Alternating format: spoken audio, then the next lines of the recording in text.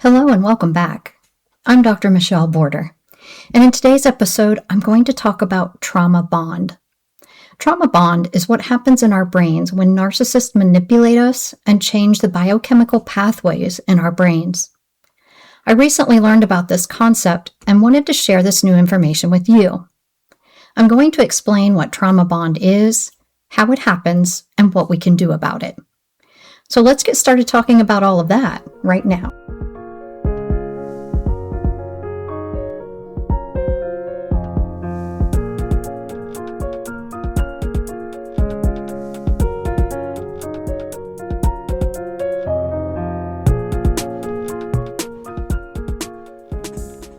I follow Dinesh Bashir on Instagram.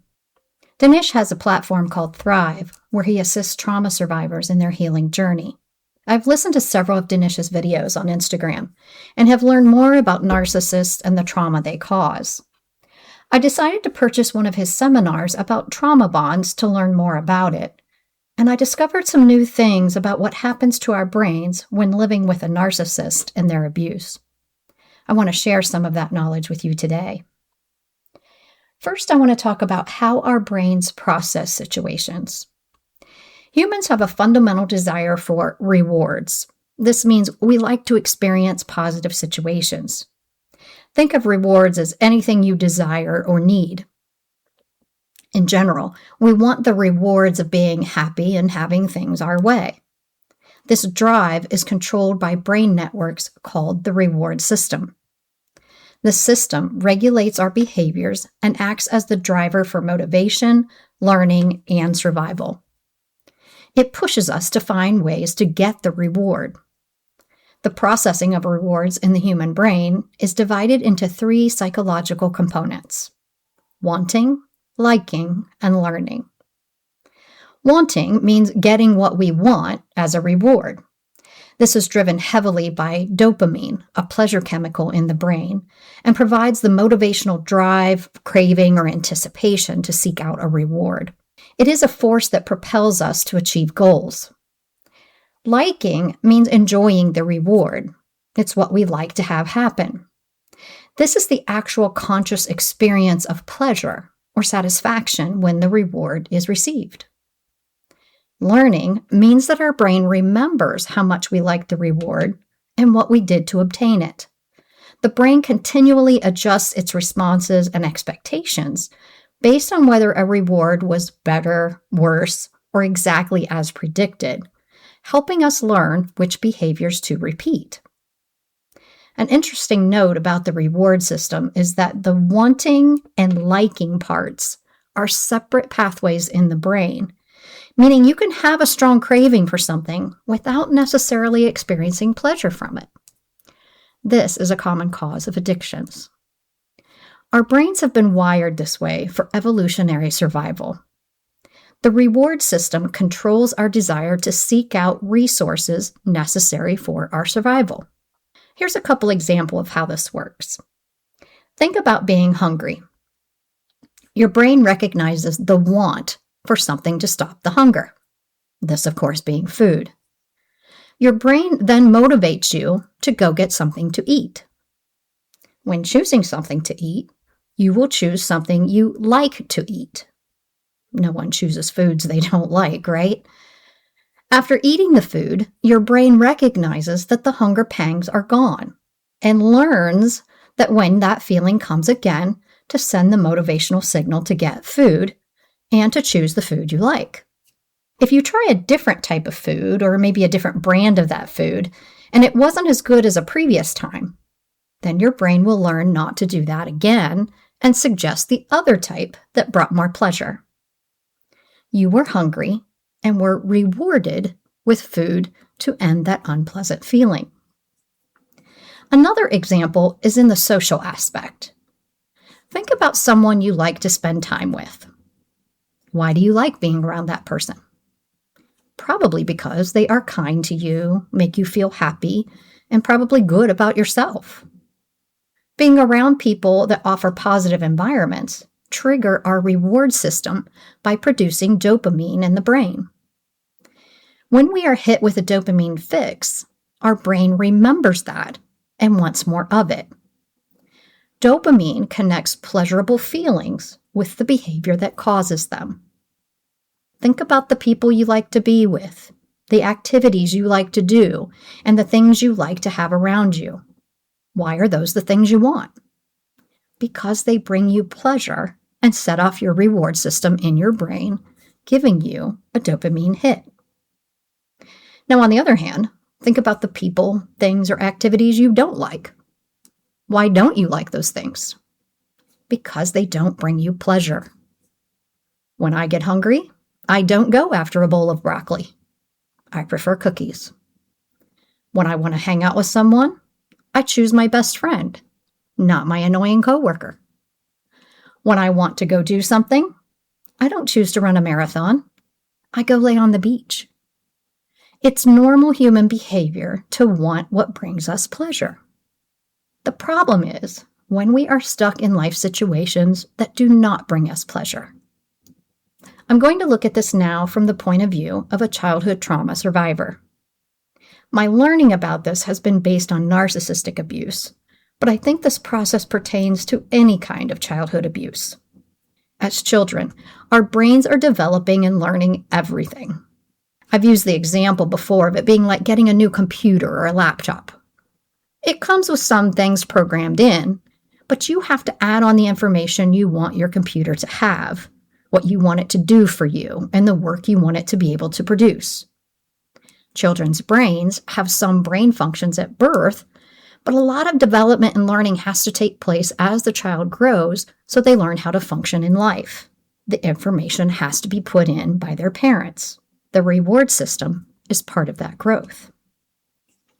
When a child is being raised in an abusive home, they have a lot of negative experiences and negativity towards their being. Now, it's not always negative. Occasionally, there are some good times. The behaviors of the abuser are cycles of abuse with brief periods of affection and acceptance. This is especially true if the parent is a narcissist. All narcissists work on that cycle of behaviors. They begin with love bombing, meaning they offer a lot of kindness, emotional support, and compliments to make the victim feel comfortable and pulled into the relationship. Then they begin the abuse once the victim feels loved and accepted, leaving the victim confused and wanting more of the good times from the beginning.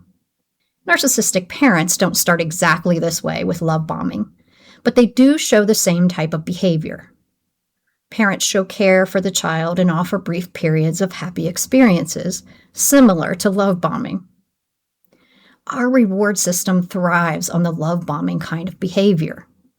We all enjoy being around someone who loves us, supports who we are, and encourages us to continue being our wonderful selves. But abusive people withdraw the positive behavior and become very negative. Our brain becomes confused and starts craving the positive behavior experienced before. This is the beginning of a trauma bond. A trauma bond can happen in all types of relationships, but for this episode, I will focus on the narcissistic relationship. Children grow up wanting the love and approval of their parents. This is a natural, ingrained desire for all humans. That, paired with the reward system in the brain, can lead to children in abusive situations longing for and craving positive situations with their parents. Abusive parents do have moments when they are not horrible. They may provide for the child's physical needs, there may be some activities where the parent is supportive and kind, or the parent may brag about the child's qualities. There were a few times when my mother was nice to me. She took me shopping and we connected through conversations about clothes. She sometimes bragged to others about my accomplishments, and a few times got involved in some of my school projects. I now know that these were just her ways of making herself look good, trying to portray a good mother so that others did not know what was really happening at home. Those good times didn't last long, rarely happened, and were only for her benefit. But they triggered my reward system and made me crave more of those times. The depth of my mother's abuse, while inconsistently providing positivity, caused my reward system to become unstable and hyperactive to craving more positive experiences. In the brief times my mother was nice to me, my dopamine levels soared, causing an even deeper craving for that reward that my mother could provide. These levels are similar to those of drug addicts. Due to the desire to have more reward feelings from my mother, I began trying to figure out how to make more of those times happen. This is where I began having hypervigilance, perfectionism, anxiety, and OCD tendencies. I searched for what I had done during those times to make her happy with me so I could do them again. I tried to figure out what I did wrong each time she was angry with me so I could bring back the happy times, so I could get my dopamine fix. This was what normal felt like to me. And I learned that love was conditional on my performance, that it could be withheld at any point, and I had to figure out how to work for it, how to be the person someone else would love so they were happy with me. I became a fixer, someone who wanted to fix things for everyone else so they were happy. And to do that, I would have to sacrifice everything I wanted to make the other person happy so they would love me. Trauma bonding created borders in my mind about how relationships work, what true love is, and the kind of person I am. I carried those beliefs into adulthood, and it affected many relationships for me. I continued the same patterns, being a fixer, craving acceptance and love, and thinking I had to tolerate abuse to earn love. It also had an impact on my nervous system. Our nervous system is the messenger for the brain. Our brain creates the thought, sends the message to the nervous system, and then the body reacts to the message. With trauma, our brain says we are in danger. This message is sent to the nervous system, which tells our fight or flight system to be on alert. It tells our heart and lungs to work harder, our digestive system to shut down, and to increase our stress hormones. Because the trauma continues through childhood, our nervous system doesn't know to stop the fight or flight response, so it's stuck on all the time. This can lead to severe physical and mental exhaustion, weak immune function, digestive issues, cardiovascular strain, and heightened anxiety or depression as physical symptoms. But it also impacts our emotional health. We don't know of any other way to function in society, so we repeat the patterns we learned from our parents, like repeating trauma bonding with other relationships, believing the borders in our minds from what our parents told us, and struggling to find true happiness. The trauma bond becomes addictive behavior. We get stuck craving the love and acceptance from the abuser to the point of not wanting to leave them because we've been shown that there are rewards, that they can be different, more positive to us. If only we figure out the right way to behave. This is not a healthy situation. So the big question is, how do we break the trauma bond? How do we stop our minds from being tricked into pleasing others to get our dopamine fix? Dinesh gave 5 steps to do this. I'm going to tell you about his 5 steps, then add some of my own thoughts after. Step 1 is to go no contact. Completely remove the abuser from your life and do not talk to them ever again. You do not heal from a behavior that is still happening. An abuser is not going to stop a behavior that feeds their dopamine fix. Step 2 is to regulate your nervous system. You cannot heal until you stop feeling like you're in a dangerous situation. Even though you may not be anymore, your body has been trained to believe it is. Breathing techniques, calming techniques, or getting professional advice can help with this. Step 3 is seeing the reality of the situation. You have to recognize and accept what the abuser is doing to you. Understand that they are manipulating you to feed their own needs and get their dopamine fix while you get none. Step 4 is grieving. The loss of this relationship and what you thought it could be deserves the process of grief. In a sense, that person is dead to you now, along with the hopes and dreams you had for that relationship. And step 5 is to rebuild yourself. You have to find new relationships that are not tied to a trauma bond. Discover what it's like to have healthy relationships, as well as breaking down the borders created in your mind from the abuse. I understand and mostly agree with all of Dinesh's steps, but there's a few things I would like to add. I recognize that going no contact is a very difficult thing to do, and in some situations, not something that can be done, at least not immediately. A family member, a spouse, or someone you live or work with is not easy to walk away from. It takes time to make arrangements to remove a person from your life in these types of situations. During that time, the abuse is likely to continue, delaying the healing and strengthening that trauma bond. When I went no contact with my mother, it was hard to ignore her calls and requests to see me. It was even harder to figure out how to get out of my marriage. It took a lot of planning and time to separate from him. All the while, he had intensified his abuse to the point that I didn't know if I would make it out. Several times, the trauma bond played on me so much that I wanted to give in and let him have his way so the abuse would stop. Fortunately for me, I had worked with a counselor to understand what he was doing to me, to know that it had to stop to become healthier and happier, and to have the tools to keep myself calm and strong until I could get away.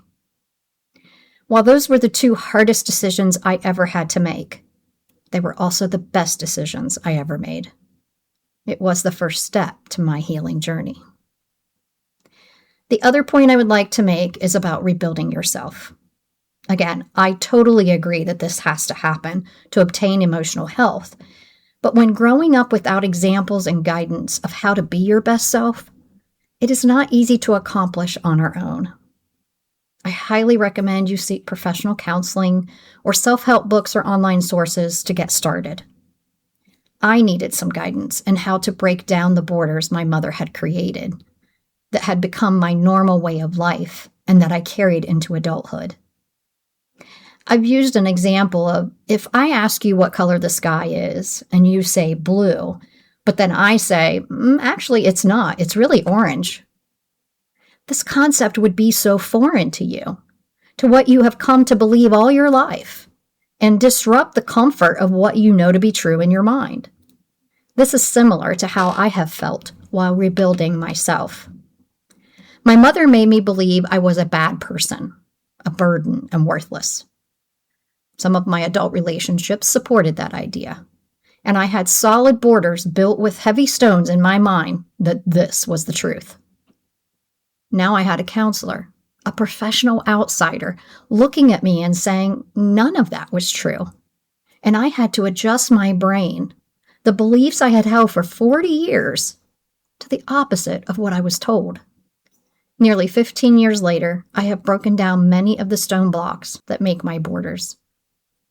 I don't think I could have made this progress if not for the knowledge, support, and encouragement from my counselor, family, and friends that truly cared for me and not just what I could do for them. Now, I'm definitely not trying to deter you from getting away from a narcissistic or abusive relationship, but I want to be honest with you about what I have experienced in doing that. It's not an easy or quick process, but definitely one worth making for your own mental health and true happiness. I look at it this way. Abuse is like being on a sailboat in a storm. The boat is tossed and rocked, and you never know when lightning will strike. Going no contact and starting the healing journey is like navigating that boat out of the storm. While there's going to be stormy weather for a while, and the storm may actually increase at times, there are sunny skies and a rainbow beyond the storm. Do you want to stay in the storm, battling the waves and lightning every day? Or do you want to work your way past the storm to the better weather, the sunshine, and the rainbows? I'm going to put a journal prompt on my website, breakingourborders.com, that will help you think about the relationship that is abusive and work through steps on how you can end it or stop the effects of the abuse. Please know that I understand the feelings happening through a situation like this, and I commend anyone who decides to make the choice for a happier and healthier life. You can also find suggested reading on the healing journey on my website and some videos on Facebook, Instagram, TikTok, and YouTube that can help you with this process as well. You can hear other episodes of this podcast about childhood trauma, narcissism, and the healing journey on your favorite podcast provider or my YouTube channel. Feel free to contact me at breakingoutborders@gmail.com to share your experiences or to ask questions. Thanks for listening today.